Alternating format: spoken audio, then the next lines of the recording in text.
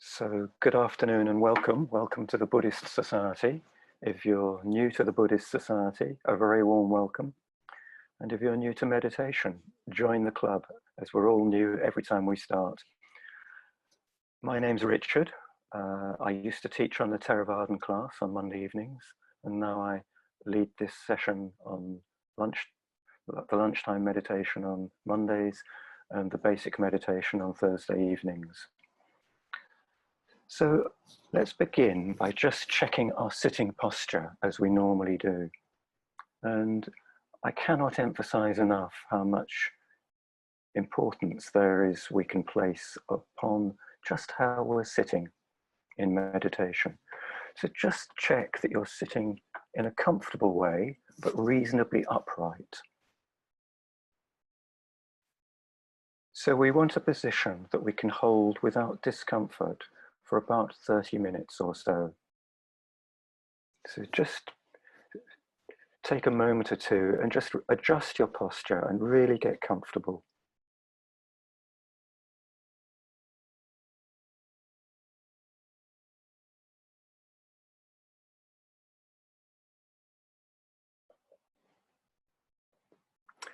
And perhaps before we begin our sort of formal practice, it's always a good idea just to remind ourselves of the context in which meditation sits within Buddhist practice.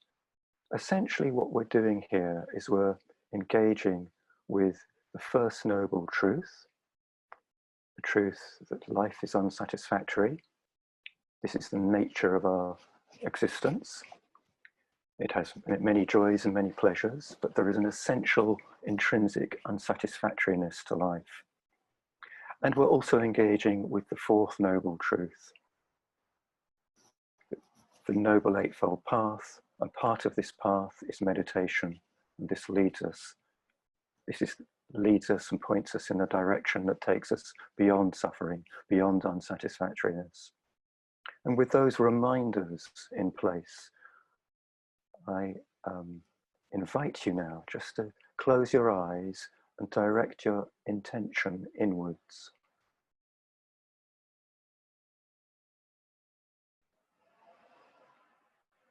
So just knowing that this next half hour or so is time for you just to direct your attention internally.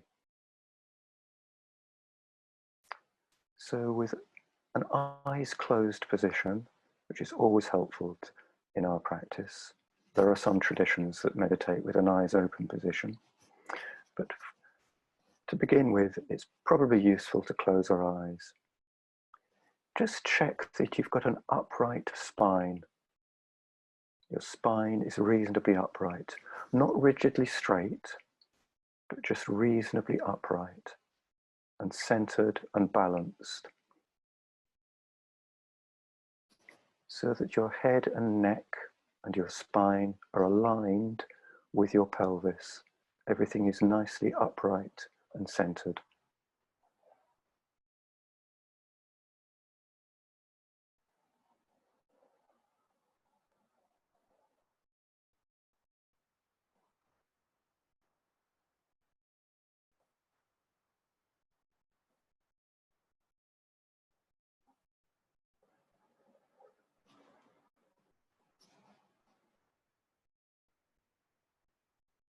And then I invite you to drop your attention down into the soles of your feet.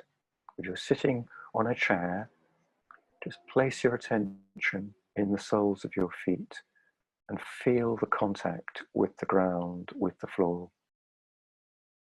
If you're sitting on the floor, on a cushion, place your attention in your ankles and perhaps your shins, the points of contact with the floor.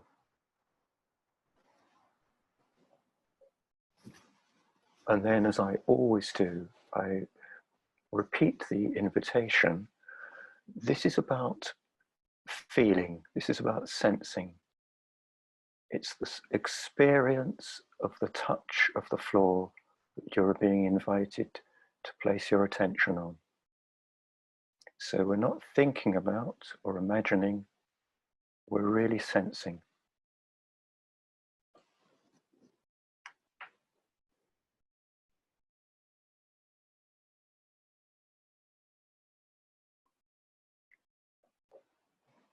see if you can get a sense of being grounded, having a real contact with the ground.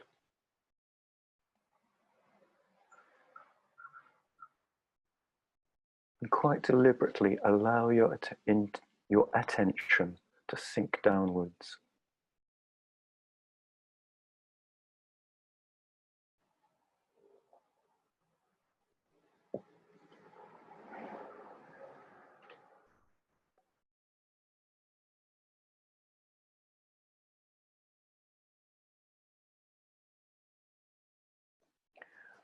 And then I invite you to bring your attention to your sitting bones. And in the same way, just to sense the contact with the chair or the cushion. And just feel the weight of your torso being supported by your sitting bones and the contact with the chair or the cushion.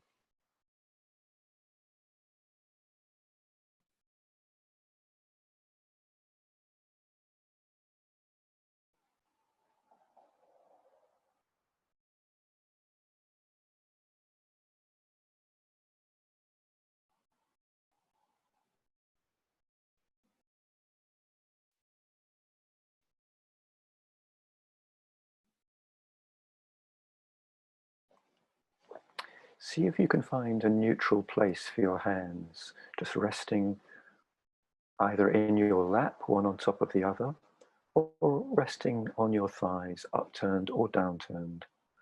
Just a nice, comfortable position for your hands where you don't have to worry about what to do with them.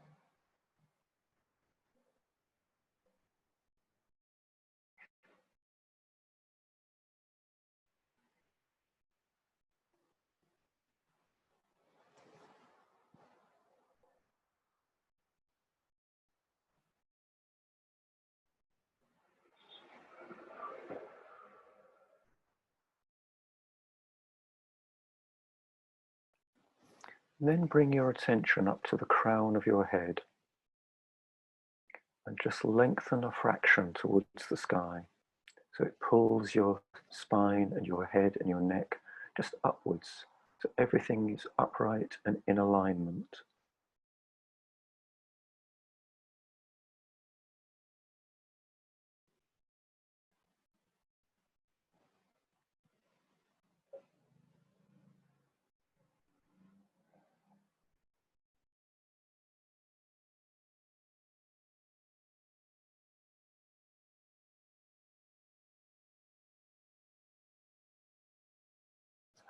Now see if you can bring to this posture a relaxation whilst remaining upright. So a sense of ease, a sense of softness, but keep the spine upright and aligned.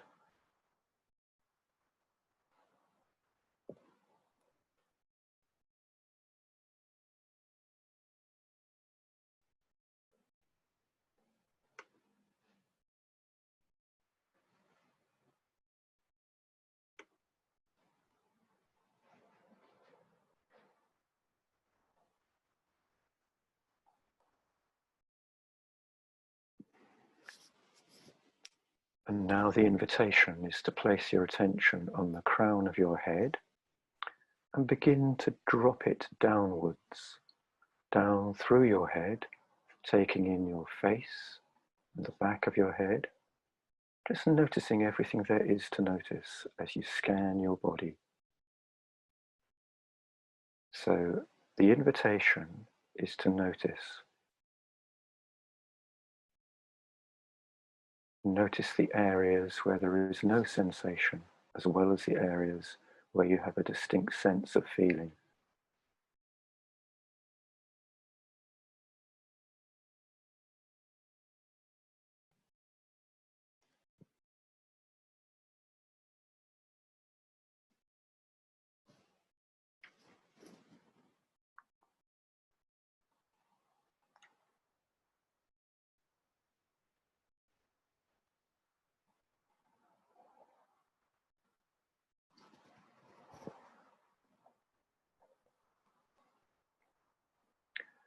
From your head, I invite you to drop your attention down through your neck, your shoulder area and upper back. Just notice what tension you might be carrying here. This is an area where we carry a lot of tension, many of us. Just see if you can notice it, and perhaps just soften around it.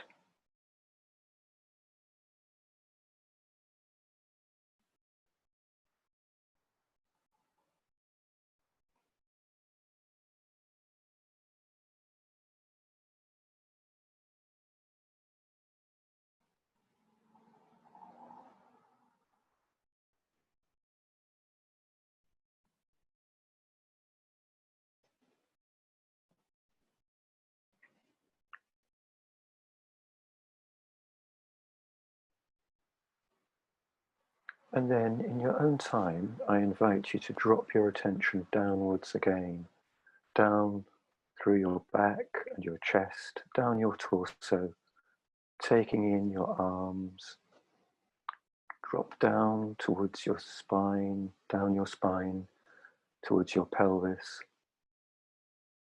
take in your elbows and your forearms and your hands, just dropping your attention downwards until you again come to feel your sitting bones on the chair or the cushion.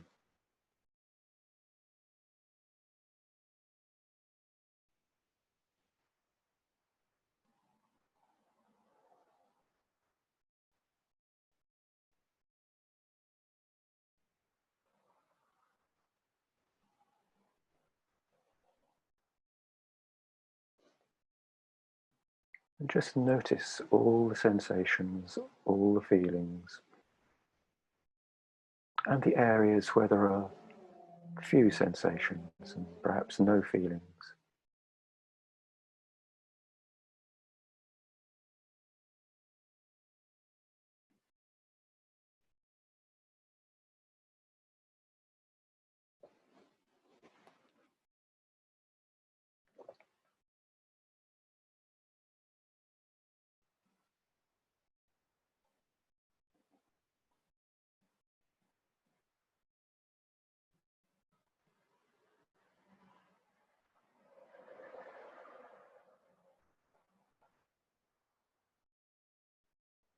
And then I invite you to drop your attention down again from your pelvis, from your sitting bones, down your upper legs, taking in your thighs and your hamstrings, feeling the contact with the chair or the cushion. And just drop down gently towards your knees, just feeling everything there is to feel.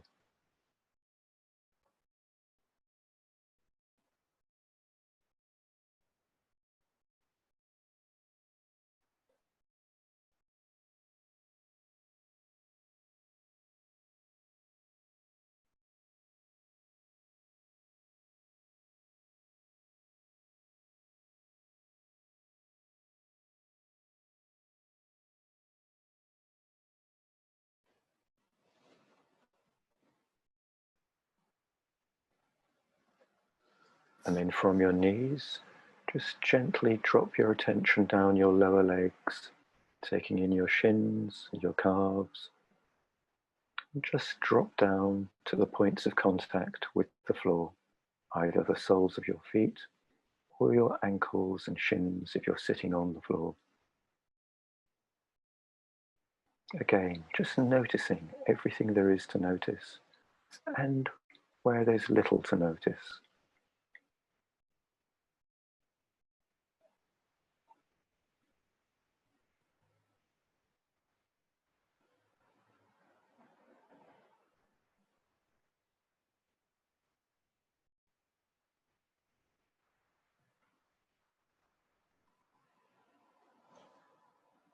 And when you get to the floor, just have a sense again of being grounded, having a connection with the ground.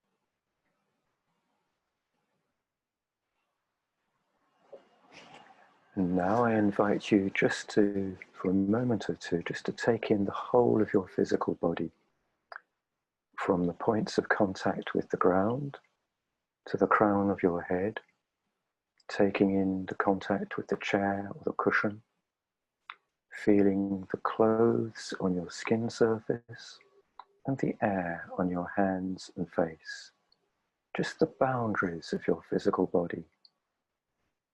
Where do you end and where does the world begin?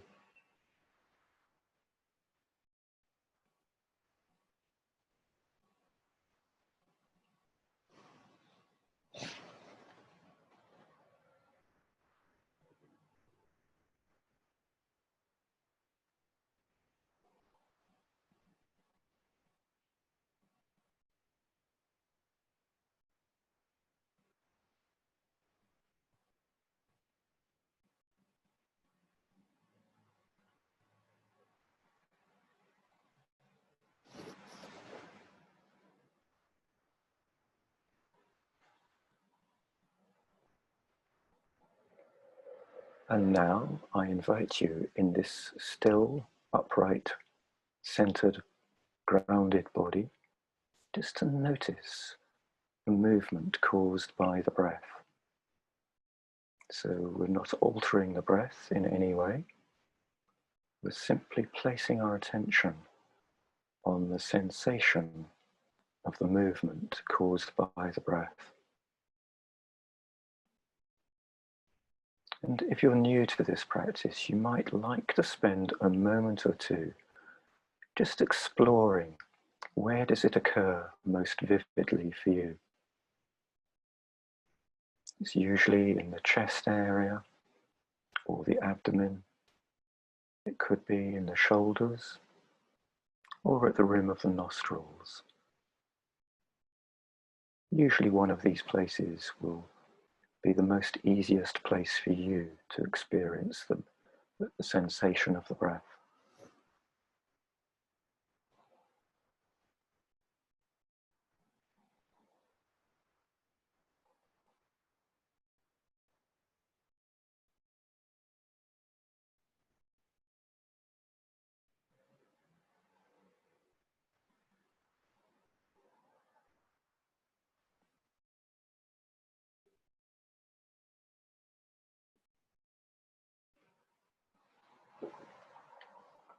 I invite you to notice what relief there might be in resting your attention on the breath.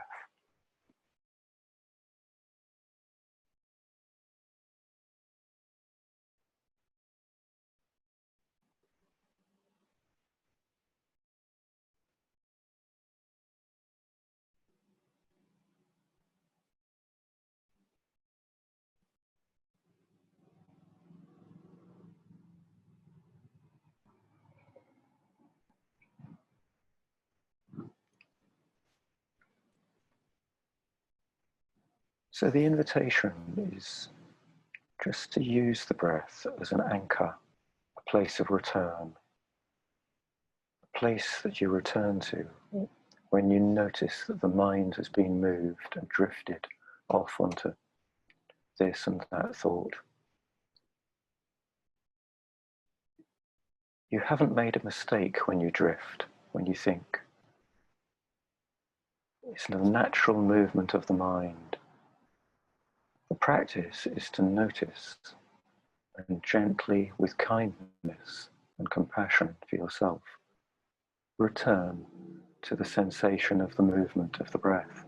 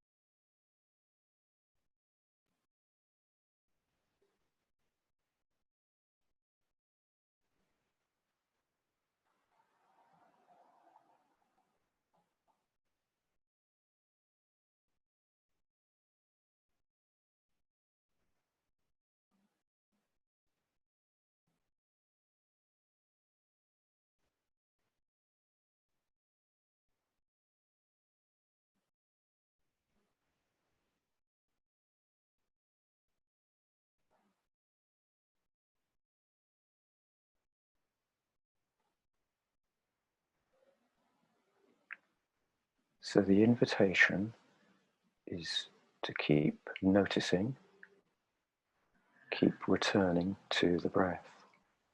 The invitation is not about concentrating on the breath. You're not being encouraged to grasp after the breath. It's simply about noticing when you've drifted, knowing that this is not a mistake, this is natural, and with gentleness and compassion and a lightness of touch, just replacing your attention on that movement, the sensation of the movement caused by the breath.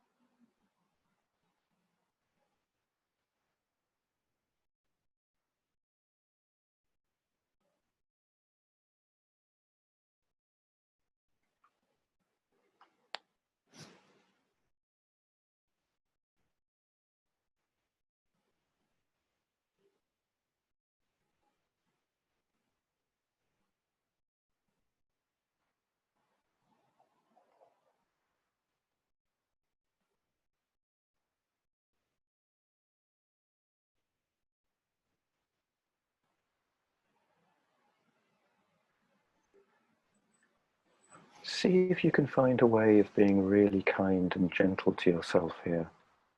So how you do the return from noticing to relocating your attention with the breath. This is important. The invitation is to see if you can find your own source of compassion and kindness in how you do the return,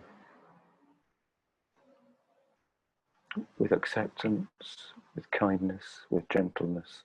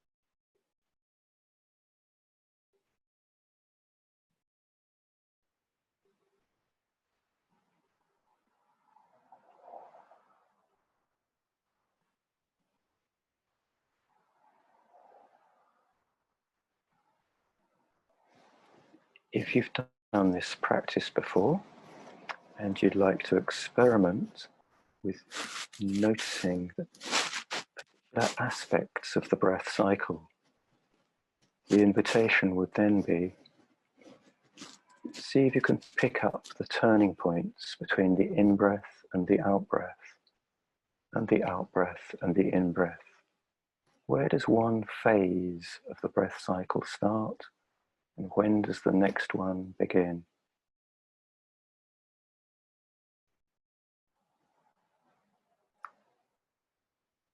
If you're new to the practice, perhaps just leave that last instruction and just stay with the general sense of the breath.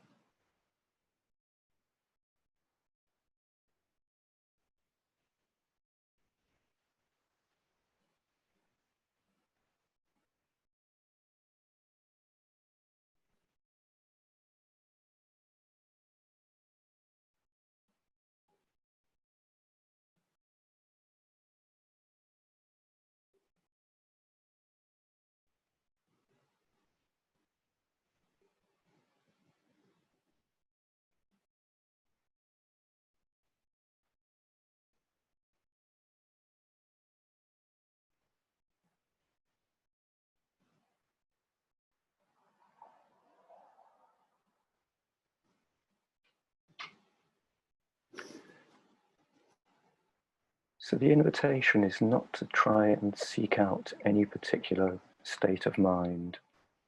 The invitation is to notice what is going on right now. And if you can, to bring some kindness into how you notice.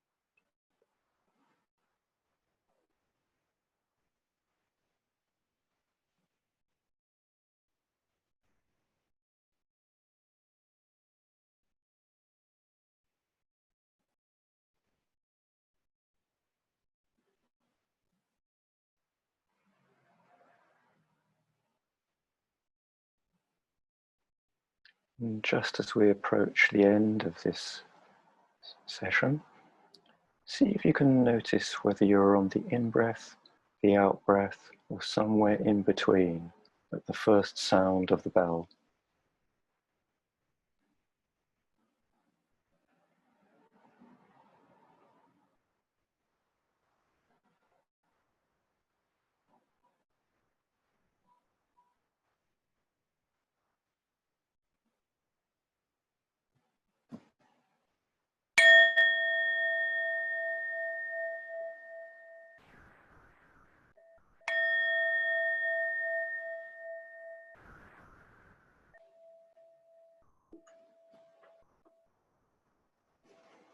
So please readjust your position, get comfortable. If you've developed any stiffness, aches and pains, please feel free to stretch.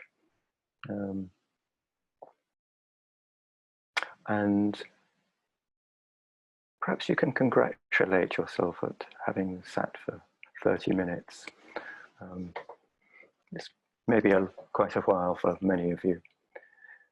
Just to say a few words about what we did in that practice.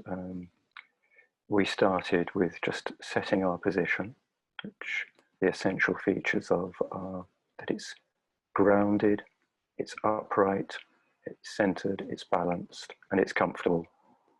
So the spine, the straight back, relaxed but straight, is a crucial feature of that position.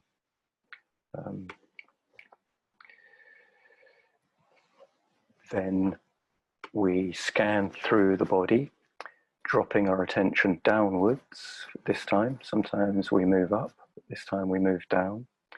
And we noticed everything that there was to notice. It's an experiential practice. That is, we're sensing what's going on. We're not censoring it, we're not avoiding it. We're simply opening to it, being aware of it. And as you can see from this practice, there's no right way that your body should be. It's about noticing what's there at this moment. And then the second part of the practice was what you might find in the literature on meditation as described as mindfulness of breathing. And here we're deliberately using the breath as an anchor, as a refuge, if you like, a place with which we can return to when we notice the movements of our busy mind. Now, we've all got busy minds. We've all got, in the literature, it's sometimes referred to as the monkey mind. And there's nothing wrong with this. It's an essential part of our makeup. And we can make choices about how we interact with thoughts. And one of the key parts of this practice is that by using the breath in this way as an anchor, a place to return to, we can choose not to get entangled with our thoughts. So there's a number of things going on here. Firstly, we're not denying or avoiding or pushing away any thought that we have. We're acknowledging that it's there. And by using the breath as a place to return to, we're making a choice not to get entangled with the thought at this particular moment. It may be a very important thought. It may be something we need to come back to after meditation. But right now, in this practice, during this particular period of time that we've set aside to meditate in, we can choose not to be entangled. And we use the breath as an anchor, a place to return to. And then, as I always mention, one of the key parts of this practice for me and for many teachers that I've studied under is to do this with kindness and compassion. This is where self-compassion starts, and how you do the return is a really crucial part of the practice. So if you can find a way, your way of making that return full of acceptance and self-care, kindness, this is a really useful part of practice. So you're not beating yourself up or thinking I've got it wrong, I've made a mistake, no, I'm not a good meditator, all those sorts of thoughts that might run through your mind when you notice that you've drifted. No, you're simply knowing this is how the mind is. This is my busy mind, and it's okay. And I've noticed it, and I can not be entangled with it. I can choose to return to the breath. So that essentially are the key features of the practice. I had a question in the last couple of weeks that was related to counting the breaths. Now, this is a very useful, it can be a very useful part of practice, is you count the in-breath, out-breath, 1. In-breath, out-breath, 2. And you count up to 10, and then you go back to beginning the count again at 1. And if your mind wanders, then you start at 1 again. And this can be a very useful part of training the busy mind to not be quite so busy. And many teachers will, certainly in the early stages of meditation, will recommend particular practitioners to meditate in this way. I would add that it's probably a good idea not to become fixated on that particular way of practicing. It may be very useful in the initial stages of practice, perhaps even in you could divide a session into half counting and then letting go of counting. You'll notice at the end of that session with the mindfulness of breathing, I offered one other way of noting the breath, which was to see if you can pick up the turning points of the breath between the in-breath and the out-breath, and the out-breath and the in-breath, noticing when one part of the breath cycle starts and when the other ends. And that is one way of refining your attention, honing your attention down to a specific part of the breath cycle. And I would encourage that as perhaps a way of taking over from counting the breaths further into practice. And there are specific reasons for doing that. One is that you're actually being with what's going on in the moment, in the present moment. If your attention is located on a particular aspect of the breath cycle, you're in the present moment. And I have a sense that this is a skillful way to practice. And perhaps after you've spent some time counting the breaths, you can move on to noting a particular aspect of the breath cycle. I hope that addresses a question that I was asked last week and offers you one way of proceeding. And again, I would just add that with practice, with our meditation, we're not aiming to get into any particular mind state. If you come to practice with an agitated mind, that's fine. If you come to practice with a very peaceful and calm state of mind, that's fine. The practice is to notice and learn to be with whatever is going on. And the kindness and the compassion is the quality we bring to our attention, is a really useful and skillful way with which to notice and to be with whatever's going on. So we can be with an agitated state of mind with compassion, just the same as we can be with a calm state of mind with compassion. So I think the take-home message there is that we're not aiming for any particular mind state. Particular mind states might follow from practice, but it's okay to meditate with an agitated mind as well as with a peaceful mind.